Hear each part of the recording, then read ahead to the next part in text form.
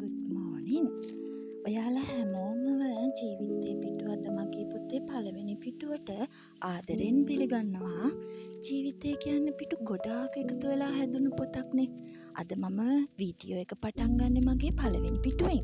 ඉතින් මම ඔයාලගෙන් ආදරෙන් ඉල්ලනවා මාව subscribe කරලා මගේ ජීවිතේ පිටු එකින් එක පෙරලලා බලන්න හැමදාම මම එක්කින්න කියලා.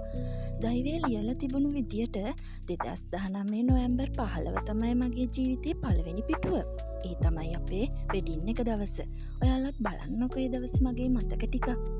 දන්නවද ජීවිතය කියන්නේ පොතක් වගේ තමයි. අපි පොතක පිටු පෙරලනවා වගේ දවසින් දවස අපේ ජීවිතේ අලුත් විදියකට පිටුවක් පෙරලන්න වෙනවා. සමහර දවස් එනවා සතුට පිරුණු. සමහර දවස් එනවා දුක පිරුණු. සමහර දවස් එනවා දෙකම බැලන්ස් එකට තියෙන. ඉතින් අපි හැම දවසක්ම සතුටින් බාර ගන්න ඕන නේද? එතකොට තමයි අපිට පොතක අවසාන පිටුව ලස්සන නිමාවකින් පෙරලන්න පුළුවන් වෙන්නේ. මගේ ඊළඟ පිටුව තමයි මං ආසම කරන පිටුව. ඉතින් ඒ පිටුව තමයි මාත් එක්ක එකතු වෙන්න කියලා ඔයාලා ආදරෙන් ඉල්ලනවා. ඒ වගේම මාව subscribe කරන්නත් අමතක කරන්න එපා.